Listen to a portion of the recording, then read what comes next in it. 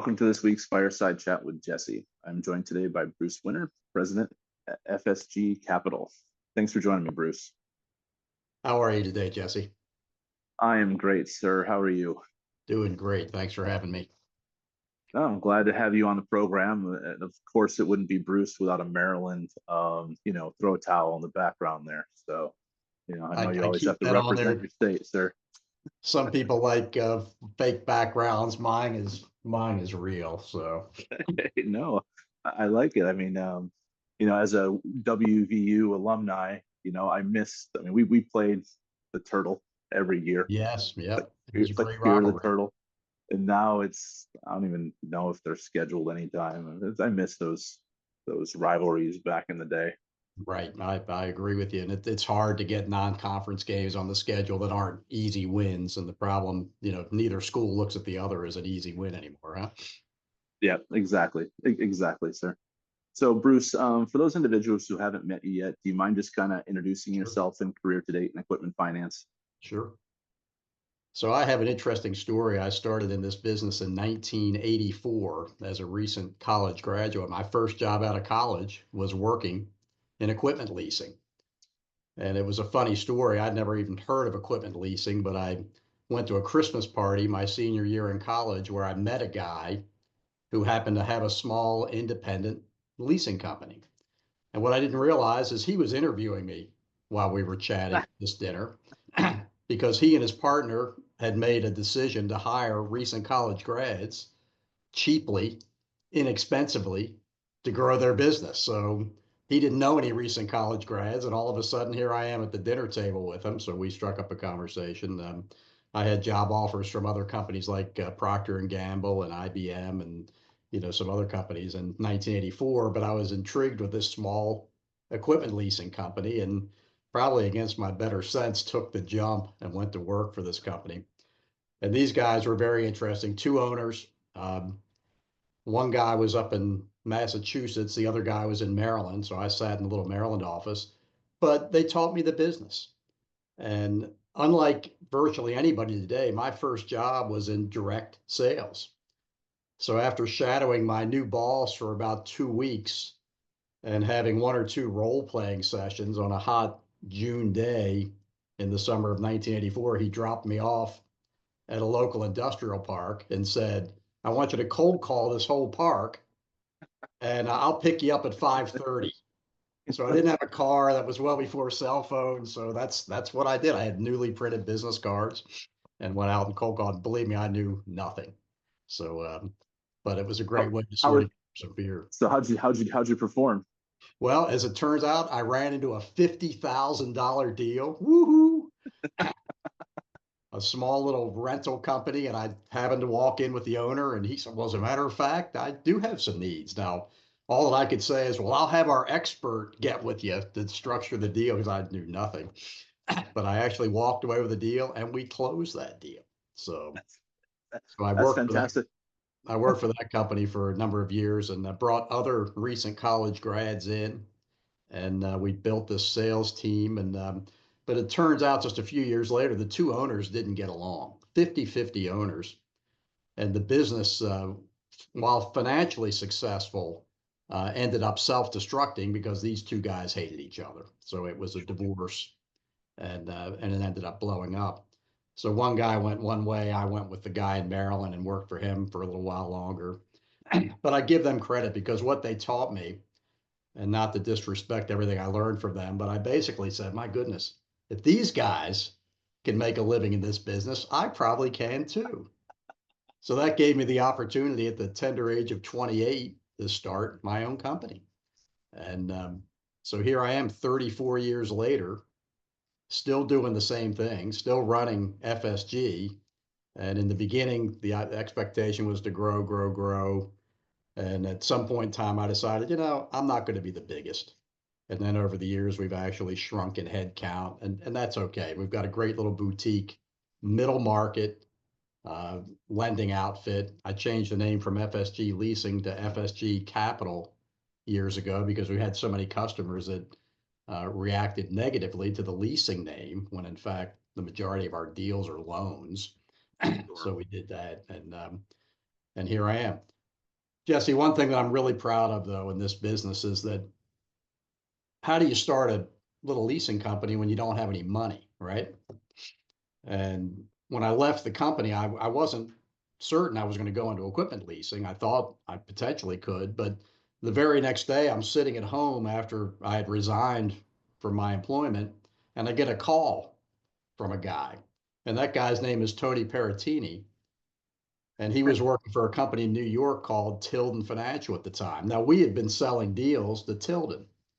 So Tony calls me at my home and said, "What are you doing? I heard you're not there." I said, "Yeah, I couldn't work there anymore. I'm trying to figure out what's next. I might try and do something." And this is what Tony said to me. He said, "Get in your car, drive to New York. We want to meet with you tomorrow." So I did that. You don't turn Tony down. So I went up there, met with Tony and Tony Fantuzzi and George Berenz, and the last thing Tony said when he hung up the phone, he said, "Oh, and make sure you bring 2 years of your personal tax returns," because that was like your report card. Did you make any money in this industry, right? And he had done some deals with me. He knew me. He trusted me. But at the end of the day, he didn't really know I was successful. And fortunately, I had made some money, and I could show him my tax returns. And they said, "Okay, this guy's for real."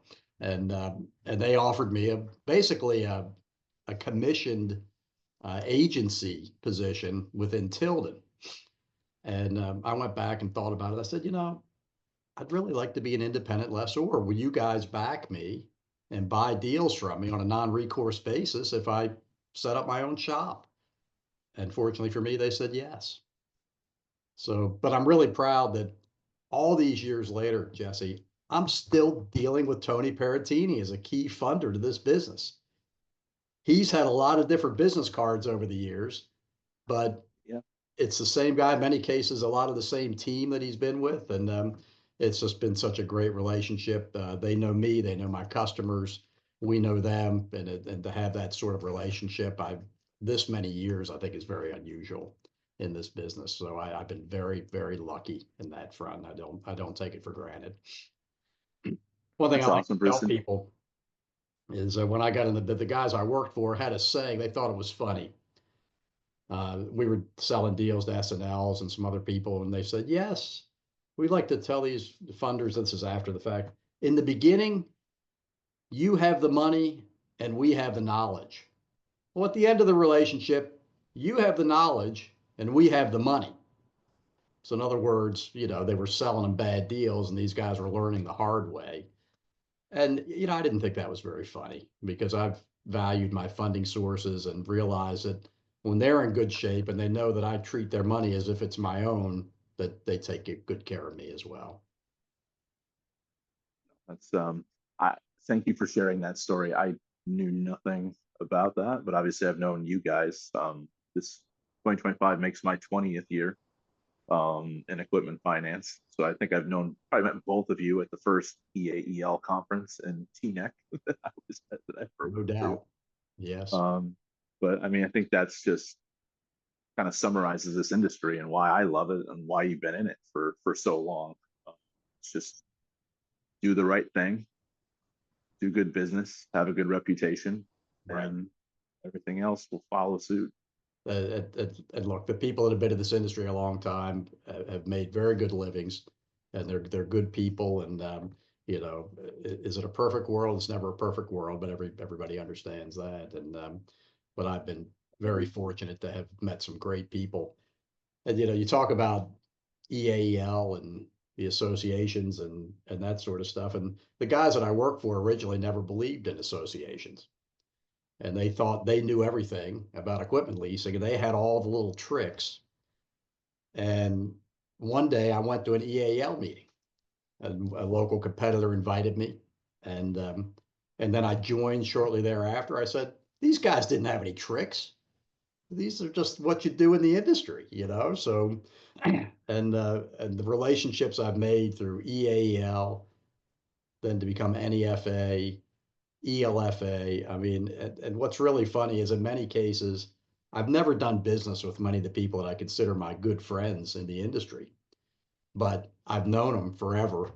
And you would be one of them, Jesse. We've never had the opportunity to do business together, but I know you, I trust you, I respect you. And and I consider you a friend in this world. I think that's such a great thing about our industry.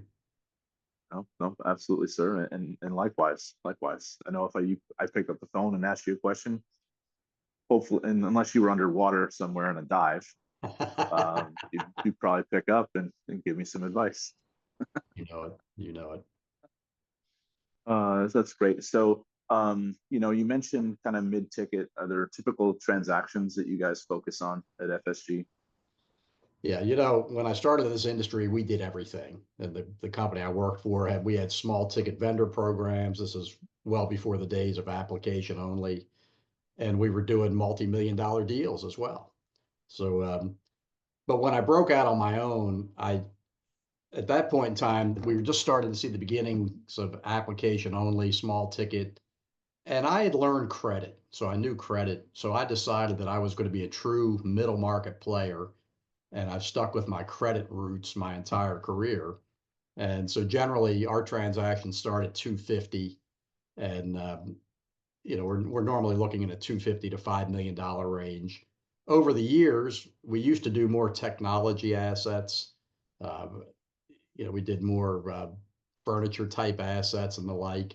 And over the years, we've morphed into being mainly a lender to manufacturing outfits, privately held manufacturing companies that have needs in that space that aren't well served by vendors. So you won't typically see us in the construction and transportation space because they're very well served by vendors.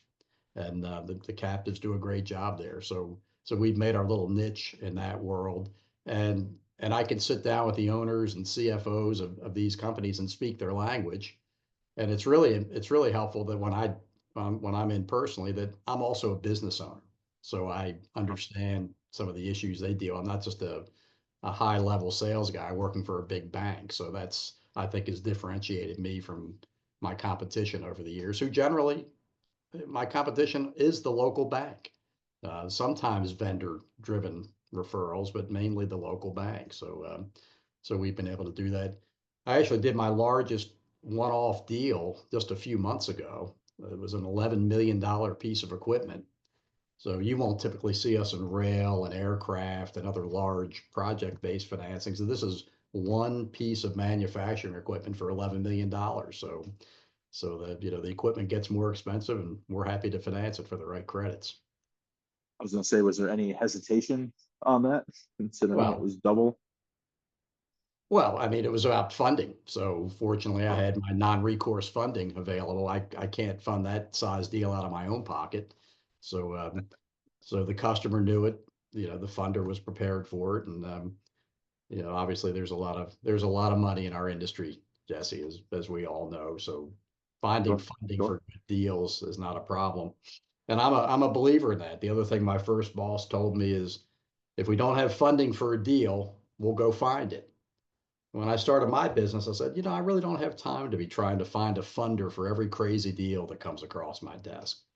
So my saying in this business has been, I want to find deals to fit my funders, not a funder to fit a deal. And that's worked Mm, out well for me. good. Makes you sleep easier at night as well. Well, it does. I mean, it's so hard and difficult, and you can spend a lot of time trying to cultivate, what you hope is a new relationship, but in many cases, it never pans out. And the crazier the deal, the less likely it is you're going to get it done anyway. It's so much easier a quick no, I think, is more valuable to prospects than a long agonizing process that maybe could be a yes. I hear that all the time and definitely understand that for sure. There's nothing wrong with a fast no. Right. I think we're serving people when we treat them respectfully and fairly.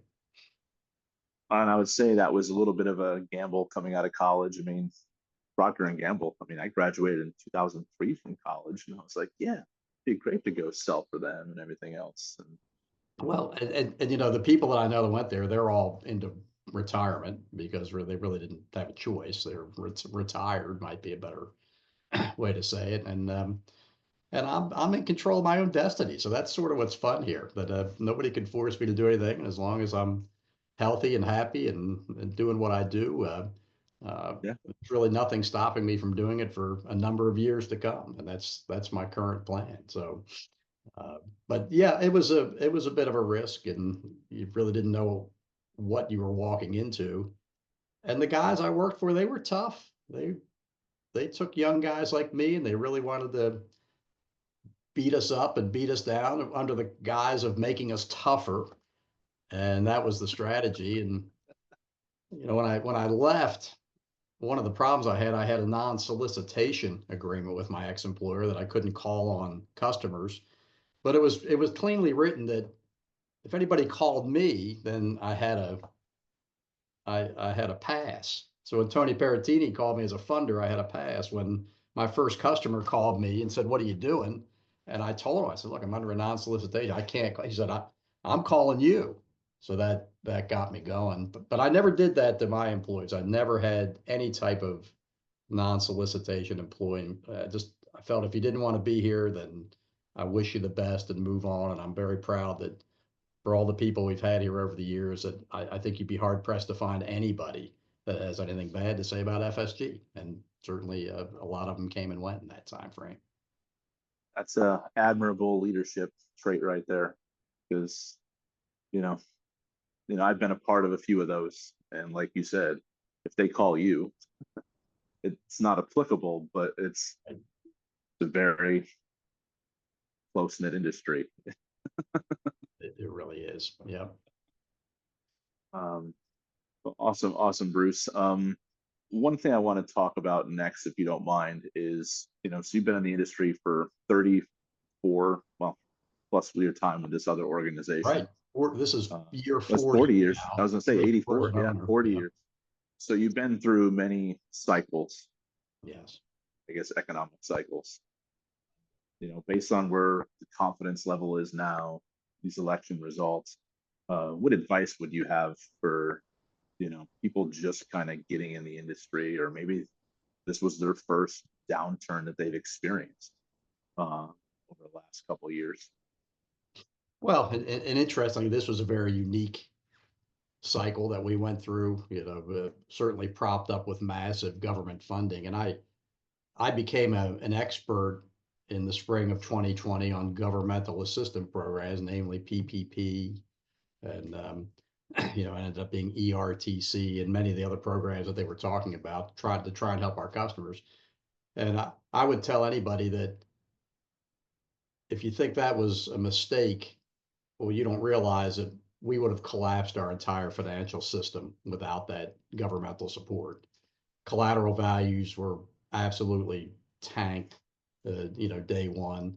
And there were a few industries that were untouched and, in fact, profited through it, but many others.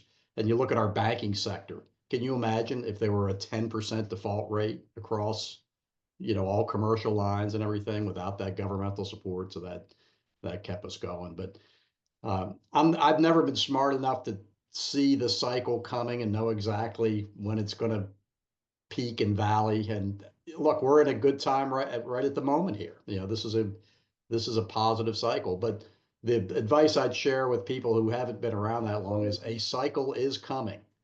It is coming. And if you think it's all great and it's nothing but great, and you're going to continue to take on more credit risk and lower your yields and increase your risk parameters, it will catch up with you. So the only question is when. Well, and it doesn't necessarily span across the entire you know industry either. I think we've seen that with transportation for the last couple of Just years. recent. That's right. Farming has always been one of those volatile things. I mean, from the furniture perspective, sure, those things were fantastic back in the day. Now Yes. you're just kind of like, furniture? No. Right. Right. Yeah. And so it's But hey, people need it, so it, someone someone will figure it out. it's a different world. So the question is, do you want to build your company for growth with a potential exit in mind, or do you want to build it for safety and longevity? And I chose the latter. I never wanted to live feeling like I had a gun cocked at my head, something could go wrong and blow up the whole business. And but I've certainly have witnessed some of the participants in our industry do really, really well. They built great businesses, they leveraged them hard, and they put on a lot of people. and they sold at opportune times. The best of those participants saw the buyers buy a great outfit that performed very well for a number of years to come. Others weren't so lucky. They bought the business at a peak, things went the wrong way, and there's a lot of examples like that in our industry. So the initial owners got out clean, but the poor buyer that was stuck with what they thought was a good buy maybe wasn't quite so happy. So And loyalty in this industry is massive, right? So the people who sold it have their own teams actually pick up. and they really do. They really do. I knew some guys that 20 years ago sold their company, and they wanted to get back in because what they told me, I was thinking about selling at the time. I was still in the growth mode and thought maybe that should be my exit as well. And they said, well, Bruce, what are you going to do with your money? Because basically what you do now is you have your money here in the company and you lend it out to customers in a risk and reward relationship you understand. And now all of a sudden you've got it in this hand. It's your personal money, but what are you going to do with it? So these guys ran through their non-compete as quickly as they could. They sold the company, left shortly thereafter, ran through their non-compete, and started their new business. And that's not an unusual story as well in our industry, as you know, Jesse. So that's so I didn't have that, get the big hit and then go back in, but that's been repeated many times, and I suggest that we'll see that some more in the future. But 34 years at one organization. Before I hit record, I was kind of mentioned like that's very rare. So congratulations on your career at FSG. Thank you. Thank you. I'm proud of it. I'm proud of the relationships that we built over the years with both lenders and customers. So I have customer relationships that go back literally back to before I started FSG 34 years ago, and I'm really proud of those relationships. It's unusual. So I wish I had more.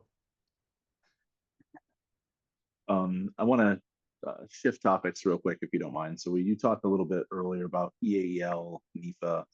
Yeah. I believe you were one of the first past presidents of NEFA. Yeah. So I was in line to become president of EAL in 2008. And we were talking about merging EAL with UAL in 2007. And, it was just such fortunate timing that we're able to put these organizations together and form NEFA in 2008. Because quite honestly, knowing the financial condition of both entities, I'm not sure either one would have survived that 2008 financial crisis that we went through, because so many members dropped out, and the overhead of running the two organizations independently was a lot. When we put them together, and then we told a number of members who were joint members, for example, look, you don't have to be a member of UAL and EAL, you just have one. We were able to hold on and get through that time. And there were a number of people that worked really hard.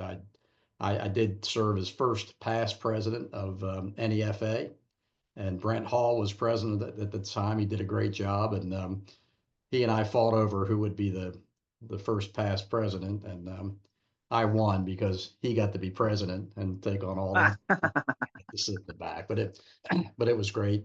But I'm also proud of the fact that when I was an EAL member, I brought the CLP program to FSG in 1998 and said, let's try this out. And it was a fledgling little thing run by UAL at the time. And we went through the program. We were impressed, and I put 5 of my own people through it. And I remember the night before the exam, I was home rereading the book and thinking, well, my goodness, what if I don't pass the exam? Because I realized this is a significant undertaking, right? So, but fortunately, we had some good training, and all our people were seasoned people by that time, and everybody passed. But I was part of the group that helped roll out CLP from under the wing of UAL and turn it into what in 2000 was named the CLP Foundation. Of course, today it's known as the CLFP Foundation. So I was on the initial board, and in fact, I wrote the initial bylaws for the CLP Foundation. And boy, that thing suffered for a long time. Cindy Spurtle did a great job of keeping it alive, and it was just hard to get it going. And finally, you know, just within the last 10 years, with the endorsement of ELFA, which I think was the critical linchpin there, it's taken off. And I just finished a 1-year board service, serving on the board again of the CLFP Foundation. And it was just fabulous to see all the great work that's been done. The 1,600 currently certified CLFPs. We have more, but people have retired off or left the industry. But you know, we have 1,600 CLFPs and a great financially sound organization with great leadership and an incredible board, Jesse. I've worked on a number of boards, and the CLFP board has to be one of the best boards I've served on just in terms of volunteer effort. Pretty much everybody on that board works really hard and gives it their all, and it's a volunteer job. So it's been a real pleasure to see that thing take off. And believe me, it wasn't guaranteed. There were years in 2008, 2009. They used to, Cindy would wrap up an exam and photocopy it. Of course, it was identified by number, never by name, and send these exams to our office where, since I had multiple CLFPs and CLPs in the office at the time, we would grade them. So we were the graders of the exam.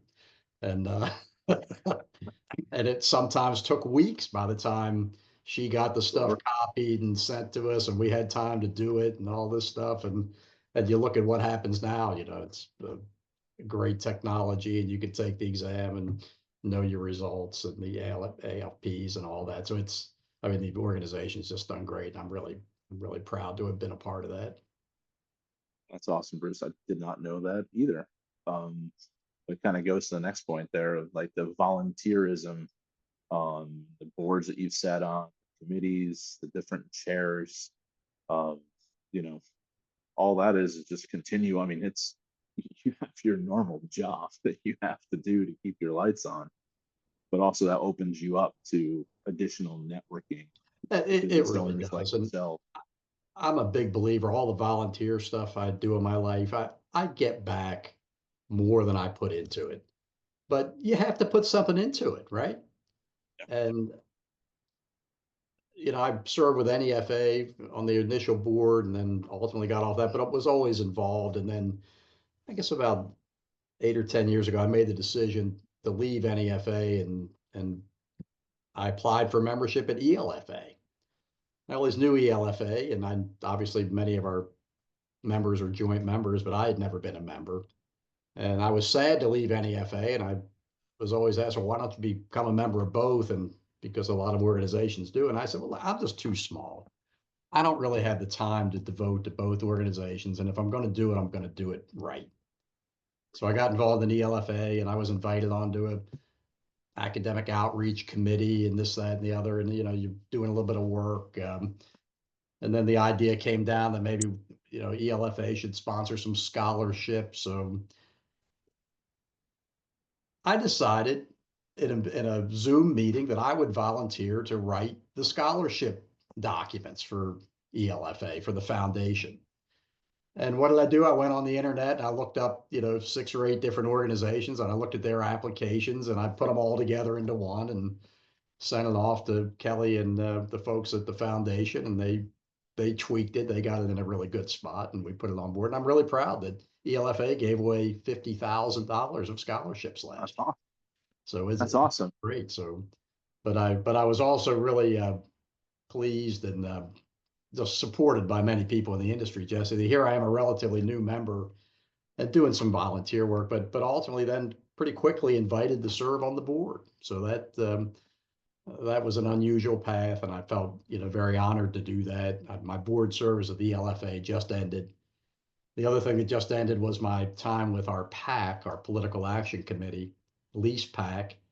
And while I was on the board, I also served as our PAC liaison, and then ultimately became the chair of the PAC, which was a real thrill. And we're doing great things in Washington. I'd encourage anybody in the industry, if you haven't looked into our PAC and understand exactly what we do and how we try and influence policies that are important to our industry, in Washington, D.C., who can be quite influential. Please get involved. You'll love it. And as you know, Jesse, our Capital Connections Day, normally in May, sometimes in June of each year, is just a fabulous time to come visit our nation's capital. I live in Maryland, about 15 miles from the White House, but people come from all over the country. And it's always amazing to me when I realize that many people never really had the opportunity to come visit DC. And if you come during Capital Connections, you'll get an incredible experience and incredible access to our nation's capital and our legislative leaders that you'd be hard pressed to find anywhere else. So, and you're doing good work for our industry as well. So what a great double benefit. Yeah, I mean, it's I don't even know. I'm not going to throw out a number, but it's a relatively intimate group. It's not overwhelming. So from a networking perspective, with a lot of the senior leaders in the industry, it's only a day, basically. You know, you can invest one day, maybe a half day before for travel. And the cost is That's right. There's zero fee. The cost is right, other than the hotel costs, like, you know, $1,000. That's DC in your backyard. I mean, that's just the reality of it. But it's great. And some people, I understand your potential as well. Extend on or come before and bring your kids. And what a great opportunity to see our nation's capital. So I welcome everybody.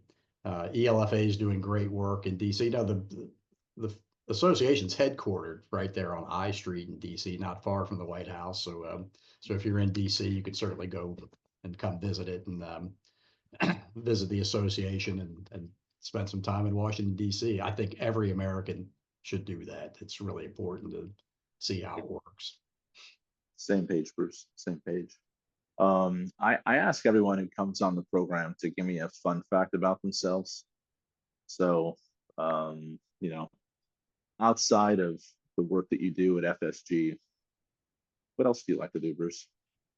You know, I've been fortunate, Jesse, in that I've been able to do some fun things in my life, and scuba diving is probably the one sport that I took up more than 30 years ago that I've really enjoyed. And I tell people when I'm diving underwater, I only get a few times a year typically when I can do it. And people say, well, where do you dive in Maryland? And the answer is, well, I don't dive anywhere close to here. I'm going someplace warm, right? So last year I was in the Caribbean. I go to Mexico every year. I got to go to Thailand and dive there. So at some fun places. But when I'm underwater, I'm truly in the moment because it's such a unique, even though I have hundreds of dives under my belt after all these years, it's such a unique experience. I'm not thinking about, oh gosh, did I call back Bill, or, you know, did I get the proposal out for Fred? I mean, I don't worry about any of that because you're in the moment. And I love that. It's been great. I took my 16-year-old daughter, she's now 25, but I took her to Mexico when she was 16 to get her certified. And my wife said, well, you sure we don't want to get her certified in Maryland? I said, look, I want to get her certified with the experts in this stuff, the guys that dive every day of the year, Sure. not knocking the poor people in Maryland, but they don't have the opportunity to dive every day of the year. These guys that I dive with down there are experts that, and believe me, they'll save my life if we were ever called for. So I've trusted them with my life and my daughter's life. So and now she's my dive buddy on some trips. So that's been a lot of fun. That's awesome. That's awesome. And diving is not for everybody. I mean, I've dabbled, not certified. It's the I want the right mask. It's just easy to clear if I can just hit a freaking button as opposed to lifting it up, because with contacts, right? It's like I'll be how many feet down and clear it. Come on down to Mexico with me. We'll get you trained up and comfortable. You'll love it, huh? Perfect. Preferably in shark waters, because if we're gonna do something, let's do it right. Oh, I've dove with sharks. So it's yeah. They're not that interested in you, but they swim faster than a human can. I can tell you that firsthand. So it's fair. It's fair. And it's not the ones next to you have to worry about. It's the ones that are slowly swimming at you from a distance. And it's like, how big are you? I've been in a cage before. It was interesting. yeah. I guess in closing, Bruce, what advice would you have to someone just getting in the equipment finance industry? You know, one thing I've done with with the ELFA Foundation, I've done a number of the what's now called campus to career lectures at local universities, and it's been a hoot. I'd encourage anybody who's been in the industry, if you want to go to your alma mater or universities in your area, to give that. The foundation has all the materials. It's really easy, but it's fun. And what you'll find as we introduce people to our industry is that they're really interested. You know, the younger generation wants to get in our industry, and it's been difficult for me because it's not very easy to get into. We're sort of cliquey. You got to know somebody, sort of thing, or you've come in, but everybody has their own unique path in terms of how they got here. Interestingly, for a lot of people, once you get here, they don't ever leave. But I think education is so important. So, you know, you want to cross train yourself in different opportunities. So many companies will hire you in a particular role, and that's great. You got to start somewhere, but ideally you'll have the opportunity to try other parts of the business, and it should culminate, if you're really a true practitioner in this industry, I believe, in becoming a CLFP. And now the CLFP designation is recognized across the industry. If you have that designation, any potential employer, everybody in the industry knows, okay, well, here's somebody who really knows our business soup to nuts. Because to pass that exam, you have to have a lot of information. So you're not an expert in one area. You know a lot about everything related to our industry. So education is so important. Keep trying to educate and learn. Stay up to date with changes in tax law and other legal issues. I mean, we've got a lot of state legislative issues going on right now that are changing our industry. So stay involved with that, and you know, keep learning. So 40 years in, I still learn, and I think it's great, and that's part of what keeps me motivated to stay in this industry. Perfect, Bruce. And we have to make sure that Reed and Mel aren't in that room, like giving you looks where they're I got say it. it. Yeah. We've been really fortunate to have some great people in this industry that have done a great job. But yeah, so get yourself trained up and work hard, and you know, you'll be properly rewarded in this industry, no doubt. Perfect, sir. Well, Bruce, I really appreciate your time today, sir. You know, look forward to our paths crossing here in the next couple months. And you know, thank you for sharing your story. Jesse, thanks for the opportunity. It was great to see, and I'm not sure which event I'll see you at soon, but I'm sure it will be soon. So I'm looking forward to it. All right. Sounds great, Bruce. Have a great day. Take care. Same to you. Bye bye. Thank you.